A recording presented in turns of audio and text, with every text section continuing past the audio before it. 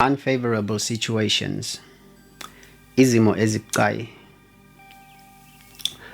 Ngabe kuke kwenzeke yini uyithole usesimweni ongathandi ukuba kusona? Isimo esibucayi, isimo esibhlungu, isimo ongathandi ukuthi ube kuso. Uphuma kanjani kusona? Kule video elandelayo ngizokusiza ngikunika amathuluzi ongawasebenzisa ukushintsha impilo yakho kule simo okusona njengamanje.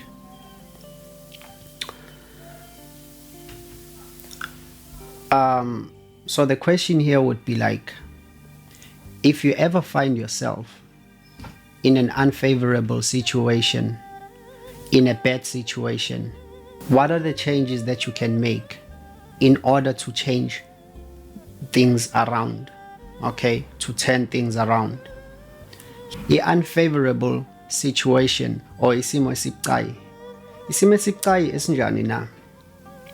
Yileso se-deprivation.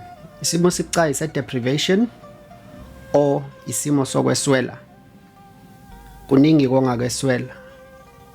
Ngakuswela ukudla, uswele imali, uswele intimacy noma uthando, uswele injabulo, uswele ulwazi. Kuningi ongakweswela. So mawubheka kulezi zinto ebengiyibala, zonke zi-responsibility yakho. Okay, ukudla, impilo, uthando, injabulo, ulwazi, zonke lezi zinto zi-responsibility yakho. If ever ubone ngathi khona okushodayo noma ongenakho kulezi zinto engiqeda ukuyibala, yazi njalo ukuthi kuyi-responsibility yakho ukuthi lezo zinto zibe khona empilweni yakho. Do not go around blaming other people for not having those things. Why ngithi kuyi-responsibility yakho? Kune-concept entsha engisanda kuyiqhamuka nayo. Ngifunda ngamaphutha wami ebengiwenza engiyibiza nge-corruption of self. Corruption of self iyini na? Ukwehluleka kwami ukuhandlisha i-system or i-mechanism ye-reward and punishment. Okay? Indlela engizijezisa ngayo nendlela engizikhomelisa ngayo based on izinto engizenzayo empilweni yami. Bengiba ne-tendency ke yokuthi uma kwenzeka into embi empilweni yami, yiphutha lomunye umuntu. I always have someone to point at.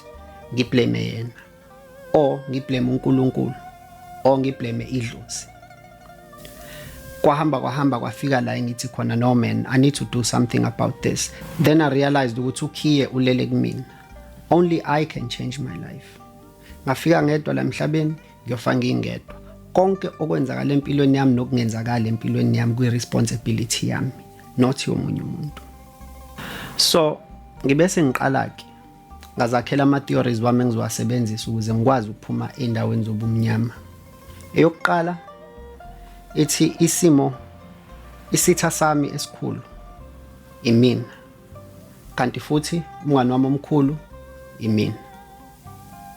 Lena ke le theory ngisize kakhulu ngoba ingenze ngarealize ukuthi even if thiwa isimo engikusona ngifakwe kusona womunye umuntu, noma idlozi noma uNkulunkulu, ekugcineni i-affecta bani leyo nto?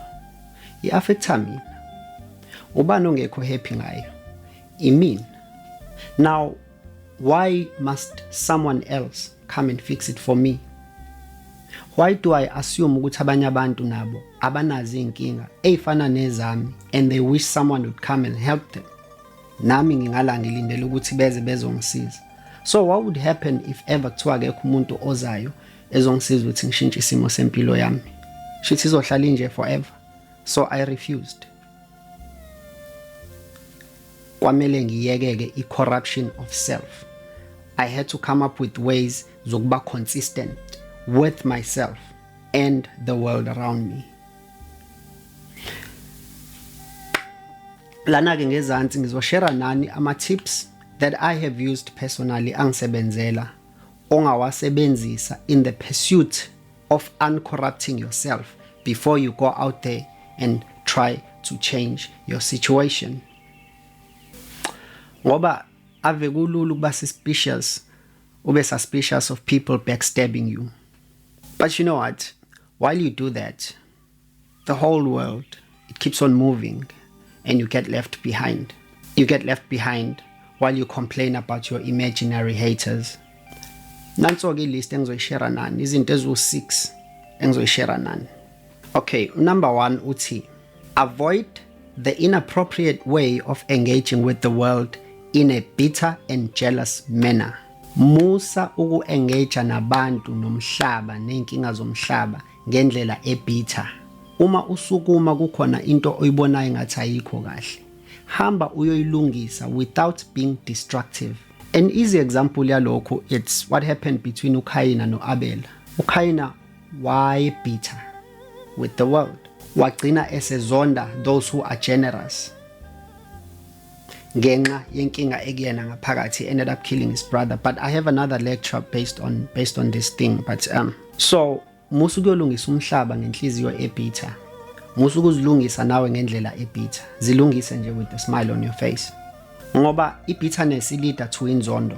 And ngenzondo iyodwa waphula wonke ama-10 commandments aseBhayibhelini. Okunye okuyaye kwenzeke uma ulungisa inkinga zakho ubitter. Ngibuke mengibuka ama-movie lawa anezigebengu namaphoyisa. Isigebengu esi1 senza icala bese siyabaleka kufika amaphoyisa asijahe. But lamaphoyisa mejaha lesi sigebengu kushayiswa imoto, kuyadutshulwana, kulimalana abantu abangahlangene nayo yonke lento eyenzakalayo. By the time they apprehend this one person, sekwenzakale amacala amasha awu-20. So what is the point of solving one problem by creating 50 problems, new problems? Okay, so be careful about how you engage with the world. Number 2, align yourself with your reality. Uma uvuma ama shortcomings wakho nama decisions wakho amambi owenzile, that gives you power.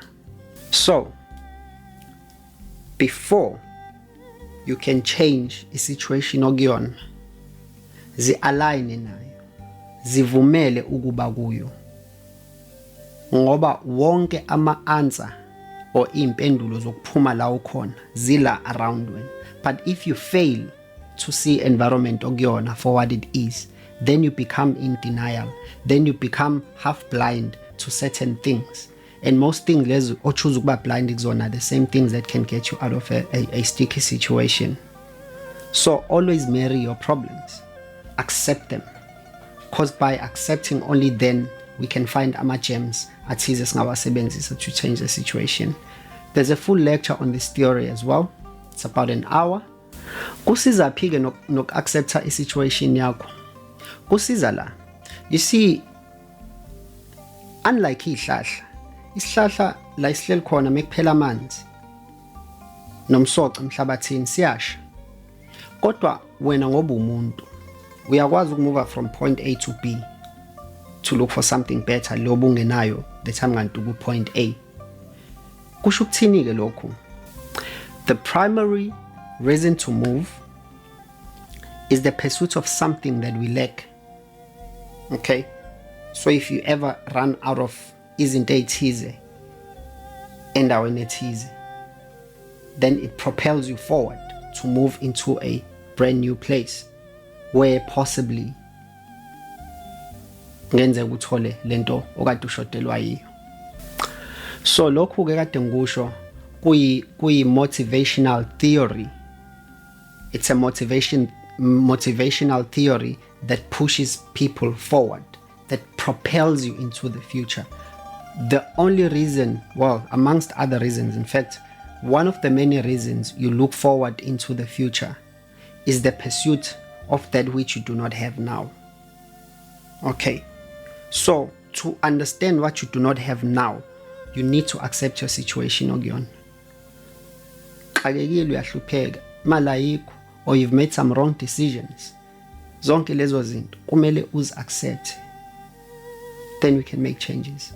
Mawuzama ukushintsha isimo okusona, unga-acceptile i-reality yakho, into ezokwenzeka uzoqamba amanga and you're gonna be dishonest, which leads us to the next point. Point number 3. Musa ukwenza izinto ezizokwenza ube in conflict with yourself. Because remember, emhlabeni all you have is you. When. Okay? If you corrupt a relationship with yourself, you are in trouble. Because uzo-engage kanjani with umhlaba and everyone else around you. Because usuzicorruptile vele. Anything oyenzayo in conflict with yourself izokwenza kwayiwena ugcine ungasazethembi. Uma ke ungasezethembi, into enzakalayo kuba nzima ukuvuma iqiniso ukuthi wena oyimbangela yalesimo kusona. Then you start looking for other people ukuthi bathwale icala lakho. Then you start blaming your family. You start blaming friends. You start blaming racism. You start blaming apartheid. You start blaming any other thing that you can justify ukuthi iyona embangela yala ukhona. Musa ke ukwenza izinto ezizokwenza ube in conflict with yourself. Okunye ngakusho about being dishonest. You see, before uqambile omunye umuntu amanga, uqala wakhe kuwena ngaphakathi amanga, uziconvince wena ukuthi lamanga uperson B uzowakholwa. Ngoba ngeke uhambe uqamba amanga owazi kahle wena ukuthi ngeke lo omunye umuntu azawakholwa. So uyawakha azabe kule level yokuthi you are sure ukuthi the other person uzowakholwa. Then usuyahamba uyomtshela. Isifula esikhulu ke nguwe la. Uwena isidomo esikhulu.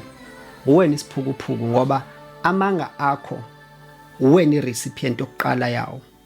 So by the time lo yomqambela amanga noma ngawakholwa noma engawakholanga, but usecondary, the biggest fool is you. Musu uqamba amanga. Number 4. Ungakusabi ukuba inyoni. Ungakusabi ukuba inyoni. Ngibhalile ke la ngathi the willingness to be a fool allows you to grow. It allows you to start something new. Ngoba ukuba isiwula kusho ukuthini na? Ukuba isiwula ukuba kwi-situation or i-environment la ungazikhona ukuthi kumele wenze njani. I-environment entsha. Uyisiwula ngaleso sikhathi because u-empty. Awazi uzobehave kanjani kuleyo environment. Musa ukusaba ukuba inyoni. Ngokuba inyoni uzobhayiza, ubhayize until you learn something from your situation. And if i-system yakho ye-reasoning na wonke amanye ama-systems akho okusurvive na ukugrowa ukhule empilweni, if ukuthi akusebenzela kahle, you learn from that situation. Because guess what? U-Albert Einstein waba inyoni almost impilo yakhe yonke ezama ukuprova ama-theories athize lawa amaningi esiphila ngawo kumanje. Abo Isaac Newton babe inyoni. They dedicated their lives to something that was mediocre probably at that time. Thomas Edison owa-inventa i-light bulb waba inyoni mhlambe about 99 times ehluleka ukwakha i-light bulb before he got it correct. The Wrights, the Wrights brothers abakha umshini wokundiza uqala emhlabeni, they dedicated themselves to something.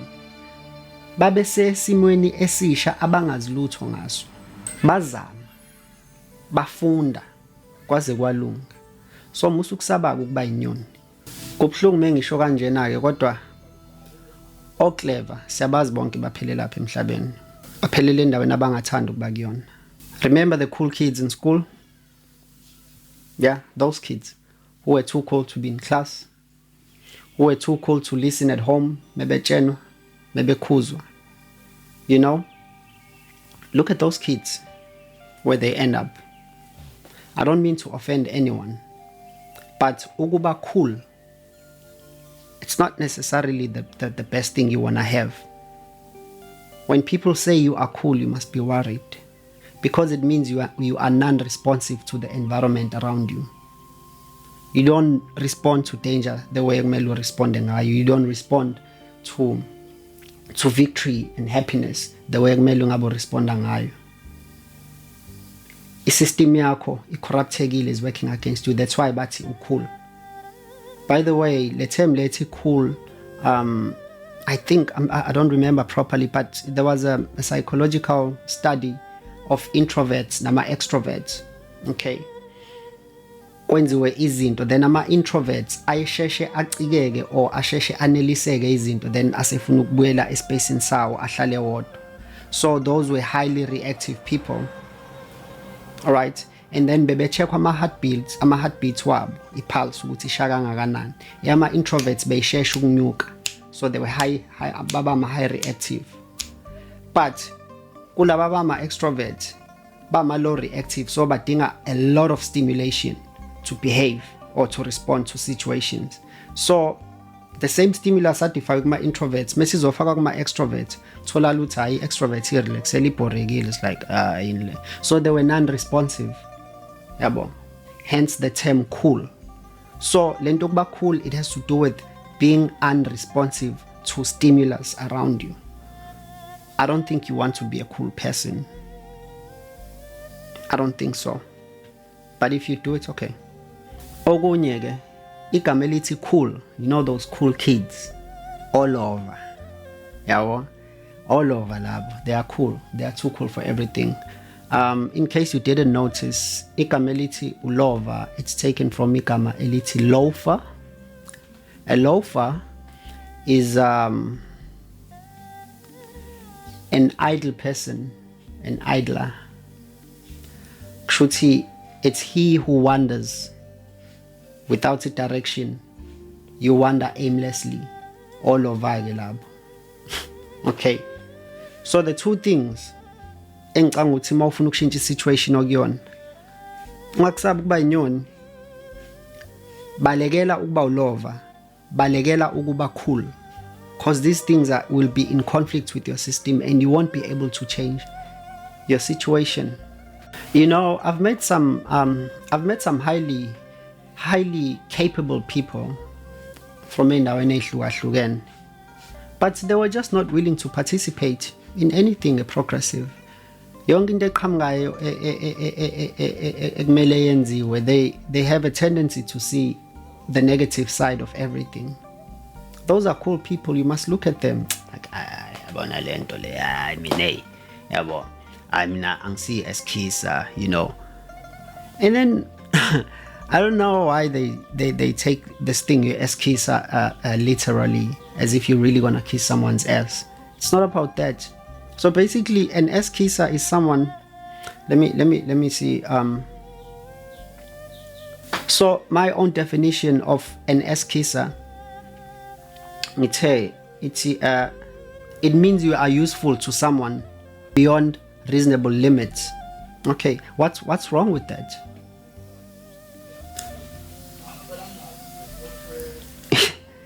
Ukuthi itricky lento uma ulidwa ego, i-wrong lento engishoyo manje, but mawuyibulala ego yakho ibeka phansi.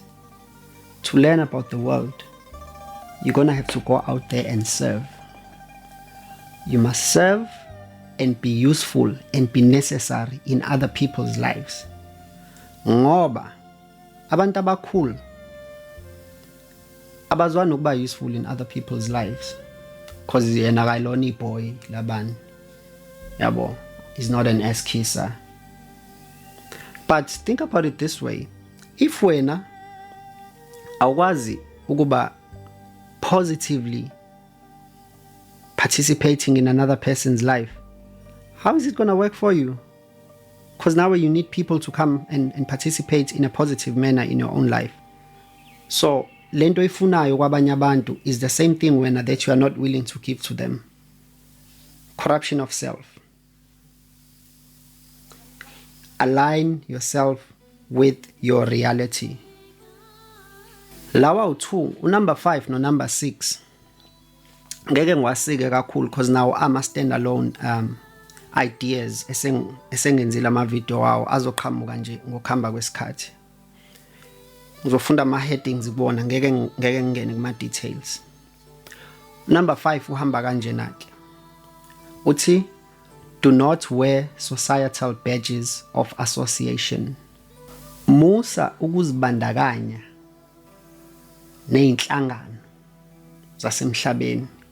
Inhlangano zasemhlabeni amasonto, politiki, inhlanga, ukuhlukaniswa ngokwebala, ukuhlukaniswa ngokweclass, kuningi ngingakubala.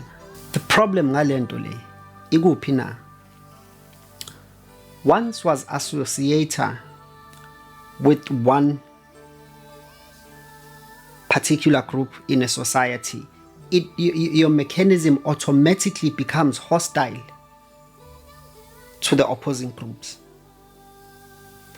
Ngizokunika isibonelo. Yabona ngumZulu mina. Ukade umuntu mekwasho njalo. Mesethe yabona mina ngumZulu. Useyoshaya umuntu ongeyena umZulu. Ngokwamazwi noma physically bengidlala umXhosa. Ngoba ngumZulu. Abantu abaphuwa noma ungabaphuwa, do not associate yourself with poor people. When poor people go and strike, ungayi lapho. Go and learn a skill because it's the only thing that's going to change your life. Iteleka ayisizi umuntu. Kube ziyasebenza, sibe nazo zaningi kule minyaka e2 edlule. Lupho ushintsho. But I can tell you about someone ekuthiwe kutelekwa yena ubefunda iskill esisha. He's probably somewhere using that skill. If not, his time is coming. I'm an African spiritualist. The moment umuntu asho njalo usefuna ukuyohlasela iChristian. Yes, nginamanga. The idea is why ungawagqoki ama societal badges? Ingoba there is always something good about everything emhlabeni. Yonke into emhlabeni inento enhle ngayo. Wena kumele ufunde iskill to harness that power that you need from everyone around you. You don't have to like them. But now awudingi futhi ukubazonda at the same time. Funda to extract that which can drive your life forward. Ngoba remember sikhuluma lana about changing impilo yakho ngoba usesimeni ongathandi ukuba kusona. Uma usana ama choices nama preferences, mhlambe yiwo lawa kuvimba ukuthi impilo yakho ibe ngcono. Because the truth is we are always exactly where we are la emhlabeni. We are always exactly where we are supposed to be because of the decisions that we make. But it's always easier to point a finger which I know kwenzale kanje. No, but ekugcineni you decide. Okay. Avoid ukuzi-associate with societal groups. Do not wear societal colors. Ngawacula ama anthems ama groups athize agcwele inzondo. Inzondo ayikaze size umuntu. Konke ofisa ukuba yikona nofisa ukuba nakho, someone out there has it, and that person kubalekile ukuthi ufunde ukwenza ama relationships with strangers because it's the strangers who will bring new things into your life, the new things that you don't have now. Sengiqala ukuyisika ukuphuma ku number 5. Njoba dengishilo number 5 udeep kakhulu, so I don't want to do injustice ngorobe yabo. Ngiyazizwa I was starting to get carried away, I was sucked into it. But allow me to move on to point number 6. Point number 6 uthi njengoba ukulesimo kusona and ufuna ukuphuma kusona, thola isolution. Mawusu itholile leyo solution ungayisebenzisi, find another one. Mawusu itholile esibili ungayisebenzisi, thola enye futhi. Wafune lama solutions up until a point where you cannot generate or you cannot conceive of another solution. Mese wonke lama solution sekumele uchoose ozoyisebenzisa. Always choose the most difficult one. Le obona ukuthi le ihambisana nawe and ungakwazi ukuyenza, ungayithathi. Umqondo wakho udlala amaqhinga, ufuna ukubuyisela back to where you started, because remember, the reason why ula ukhona, it's your own doing. So ama options onawo la to get out of your situation, choose le option engahamselani ne type of person that you are, because the type of person that you are is the reason you are where you are. So choose the most difficult choice or option to get out of your situation. Nalena ke ngizoyisika. I will post a video when I'm ready with it. Okwamanje ke sizoyithatha sibeke lana lento. Angifuni lama video abe made kakhulu, so ngizonibona ku part 2 of the same thing. Lapho ke ngizobe sengikintroduce ukuthi how do you start moving yourself forward after you've applied these concepts. Ngizonintroduce kwinto ekuthiwa ke Maslow's hierarchy of needs. Because before you solve your problems, you need to understand the psychology behind problems and what drives us. Okay? Ngiyabonga. Igama lami TKO. This was another episode of Sunday School Iscamtho. Sale kahle.